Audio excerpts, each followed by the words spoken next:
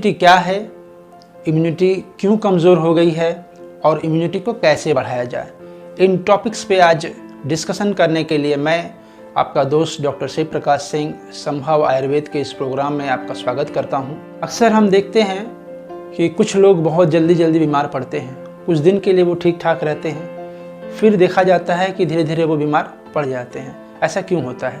तो इसके पीछे एक मेन कारण है, वो है आपकी इम्यूनिटी का प्रॉपर फंक्शनिंग ना करना। मतलब कि आपकी जो इम्यूनिटी है वो अच्छे तरह से काम नहीं कर रही है। हमारे शरीर में इम्यून सिस्टम बहुत ही अहम रोल अदा करता है। इम्यूनिटी क्या है? आयुर्वेद में इसे हम लोग ओज कहते हैं या ओजस कहते हैं, और हिंदी में इसे हम लोग रोग प्रतिरोधक क्षमता कहते हैं। ये इम्यूनिटी हमारे शरीर में एक डिफेंस मैकेनिज़्म तैयार करती है, जिसके द्वारा तरह तरह के होने वाले bacterial infection, viral infection, parasite के इन्फेक्शन, फंगल इन्फेक्शन या कोई और तरह के इन्फेक्शन, सभी से हमारी बॉडी जो है सुरक्षित रहती है। आइए जानते हैं आयुर्वेद में इम्यूनिटी या ओजस के बारे में क्या लिखा गया है। आचार्य वाग्भट ने अष्टांग हृदय के सूत्र स्थान के 11वें अध्याय में लिखा है, ओजस्तु तेजो धातु नाम शुक्रता नाम परम स्मृतम हृदयस्तमपि व्यापी देह स्थिति निबंधनम स्निग्धम सोमाक्तकम शुद्ध मिशोल्हित पीतकम यन्नाशे नियतम नाशो यस्मिस्तिष्ठति तिष्ठति निष्पद्धन्ते यतो भावा विविधा देह संश्रया। इसका अर्थ मैं आपको बता दूं कि हमारे शरीर में जो 7 धातुएं हैं, रस, रक्त, मांस, मेद, अस्थि, मज्जा और शुक्र, इन 7 धातुओं का जो सर्वश्रेष्ठ है, जो उसमें का जो सार है, वही ओज है। उसे ही ओजस कहते हैं, उसे ही इम्यूनिटी कहते हैं। यह इम्यूनिटी, यह ओजस आपके हृदय में रहते हुए भी आपके पूरे बॉडी में व्याप्त है, हर जगह यह व्याप्त है आपके। यह आपके शरीर का आधार है, अर्थात ये इम्यूनिटी जो है आपके बॉडी का एक बेस है। यह स्निग्ध, शुद्ध, सोम गुण युक्त, लाल तथा पीला वर्ण वाला होता है। इसका नाश होने पर, अर्थात इंसान की इम्यूनिटी या उसके ओजस का नाश होने पर उसकी मृत्यु भी हो सकती है। इम्यूनिटी ही इंसान के जीवन का आधार है। इसके शरीर में रहने के कारण विविध प्रकार के कांति, पराक्रम आदि भाव मनुष्य में देखे जाते हैं। आइए समझते हैं कि वो कौन कौन से फैक्टर्स हैं जो आपकी इम्यूनिटी को प्रभावित करते हैं, या आप समझ लीजिए कि वो आपकी इम्यूनिटी को कमज़ोर करते हैं। पहली चीज़ है टॉक्सिन्स। ये टॉक्सिन्स आपके बॉडी में चाहे किसी भी कारण से जाए, चाहे वो एयर पोल्यूशन के माध्यम से जाए, चाहे वाटर पोल्यूशन के माध्यम से, चाहे साउंड पोल्यूशन के माध्यम से, या आपके खाने पीने की वजह से, या आपके मेंटल डिप्रेशन की वजह से, मेंटल स्ट्रेस की वजह से, एंजाइटी की वजह से, नेगेटिव थॉट की वजह से, चाहे किसी भी कारण से आपके शरीर में जब ये टॉक्सिन्स एंटर करेगा तो आपकी इम्यूनिटी पर नेगेटिव प्रभाव करेगा और उसको कमज़ोर करेगा। दूसरी बहुत ही इम्पॉर्टेंट बात है जो आपके शरीर की इम्यूनिटी को कमज़ोर करता है, और इसे हम अग्नि कहते हैं या जठराग्नि भी कहते हैं। आप समझ लीजिए कि जिसकी जठराग्नि जितनी ही मजबूत होगी, उसकी इम्यूनिटी भी उतनी ही मजबूत होगी। आयुर्वेद में एक श्लोक है, रोगः सर्वप्यो मंदाग्न्यो, मतलब कि सभी तरह के रोग आपके अग्नि के मंद होने के कारण होते हैं। अर्थात अगर आपकी जठराग्नि कमजोर हो जाती है तो वो सभी रोगों के उत्पन्न होने का कारण बनेगी। एक और श्लोक बताया गया है, शांतो अग्नि मृते, अर्थात जिस इंसान की अग्नि शांत हो जाती है उसकी मृत्यु हो सकती है। खाने पीने की जो बातें हैं उसमें आपको 4 बातों का ध्यान रखना है। पहली चीज़ है क्वालिटी की। जो फूड होगा, जो खाना होगा, वो बहुत नेचुरल होना चाहिए। उसमें साग, सब्जी, फल, नेचुरल ग्रेन्स ऐसे कुछ होने चाहिए।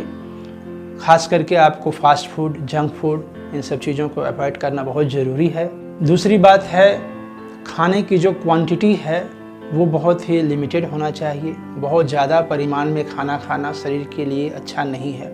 इस विषय में एक श्लोक है, अति मात्राम पुनः सर्वदोष प्रकोप ना हो, अर्थात कि ज़्यादा खाना, बार बार खाना सभी तरह के दोषों को बढ़ा देगा। आपके शरीर में जो भी दोष हैं उनको वो एग्रीवेट करेगा। तो आपको ये समझना है कि आप जो भी खाना खाएंगे वो हल्का खाना खाइए, ताकि वो आराम से ईजिली पाचन हो सके उसका। तीसरी पॉइंट्स है कॉम्बिनेशंस। खाने का जो कॉम्बिनेशन होगा वो बहुत ही नेचुरल अच्छा होना चाहिए। विरुद्ध आहार सेवन नहीं करना है, मतलब मछली के साथ दूध का, मांस के साथ दही का, ऐसा कुछ विरुद्ध आहार आप सेवन ना करें। आप नेचुरल जो खाना आप लोग खाते हैं उस तरह से खाएं। एक और बात इम्पॉर्टेंट है, वो है टाइमिंग की। जो खाना आप खाते हैं उसके खाने के बाद मिनिमम 4 से 5 घंटे का जो है आप गैप मेंटेन करिए। उसके बीच में फिर कुछ खाने की चेष्टा ना करें, ताकि जो आपके एंजाइम्स हैं वो प्रॉपरली काम करें और आपका जो है भोजन अच्छी तरह से पचे, जिससे कि जो आपके बॉडी में टॉक्सिन्स क्रिएट होता है वो चीज़ ना हो। अब हम कुछ उपायों के बारे में बात करेंगे, कुछ टिप्स के बारे में बात करेंगे जो कि आपको इम्यूनिटी को स्ट्रॉन्ग करती है। पहली चीज़ है गिलोय। गिलोय एक बहुत ही अच्छी औषधि है। यह एक बहुत ही अच्छा इम्यूनोमॉड्यूलेटर भी है। आप अगर चाहें, आपके पास अगर गिलोय का पौधा हो तो उसकी बेल को काट कर 1 फुट का बेल लीजिए और उसे आप छोटे छोटे टुकड़ों में काट दीजिए।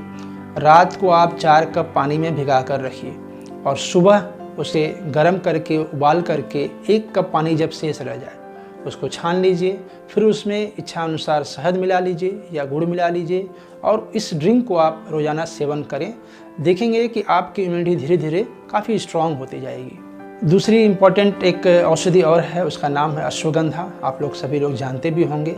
अश्वगंधा का पाउडर अगर आपके घर पे है तो 1 चम्मच या कम से कम 1 ग्राम की मात्रा अगर दूध के साथ सुबह और रात 2 बार आप लेते हैं तो ये बहुत ही अच्छा इम्यून सिस्टम को बिल्ड करता है। हरिद्रा या हल्दी, यह एक बहुत ही अच्छा एंटीसेप्टिक है। यह किसी भी तरह के टॉक्सिन्स को दूर करने के लिए बहुत ही उपयोगी औषधि है। आप इसका सेवन गर्मी के समय 1/4 चम्मच और ठंडी के समय आधा चम्मच 1 कप दूध में डालकर उबालकर अगर पीते हैं तो ये बहुत ही अच्छा एंटीसेप्टिक है, बहुत ही अच्छा काम करेगा टॉक्सिन्स को बाहर निकालने में। इम्यूनिटी स्ट्रॉन्ग करने के लिए एक विशेष प्रयोग भी आप कर सकते हैं, जिसमें तुलसी पत्ता 4 भाग, दालचीनी 2 भाग, अदरक 2 भाग और काली मिर्च 1 भाग लेना पड़ेगा। इन सभी को आप पाउडर करके रख लें और आधे चम्मच की मात्रा या 1 चम्मच की मात्रा 1 कप गर्म पानी के साथ इच्छा अनुसार शहद या गुड़ मिलाकर आप इसे यूज करें तो देखेंगे कि आपकी इम्यूनिटी धीरे धीरे स्ट्रॉन्ग होने लगेगी। और एक बात बहुत ध्यान रखनी है कि आप अपने खाने में साग, सब्जी, फल, फ्रूट्स ज़रूर शामिल करिए, ताकि जो नेचुरल एंटीऑक्सीडेंट्स है वो आपको भरपूर मात्रा में मिले। आप किसी रासायनिक या केमिकल एंटीऑक्सीडेंट जो बाज़ार में मिलते हैं उन पर डिपेंड मत रहिए। आप नेचुरल एंटीऑक्सीडेंट्स जिसकी बहुत रिक्वायरमेंट है हमारे बॉडी में, उसके लिए आप नेचुरल फ्रूट्स और साग सब्जियों पर डिपेंड रहिए। अग्नि को स्ट्रॉन्ग करने के लिए आप एक विशेष प्रकार का पाचक भी तैयार कर सकते हैं, जिसमें आप धनिया, सौंफ, जीरा और सूखा हुआ अदरक, जिसे हम सौंठ कहते हैं, सभी को बराबर की मात्रा में लेकर पाउडर करके रख लें और सुबह शाम खाने से 1 घंटा पहले 1 चम्मच की मात्रा अगर हल्के गर्म पानी से लेते हैं तो देखेंगे यह पाचक आपके डाइजेस्टिव सिस्टम या जठराग्नि को इम्प्रूव करने में काफ़ी हेल्प करेगा। धन्यवाद दोस्तों, आज का टॉपिक समाप्त हुआ। अब हम लोग फिर मिलते हैं एक नए टॉपिक के साथ। धन्यवाद।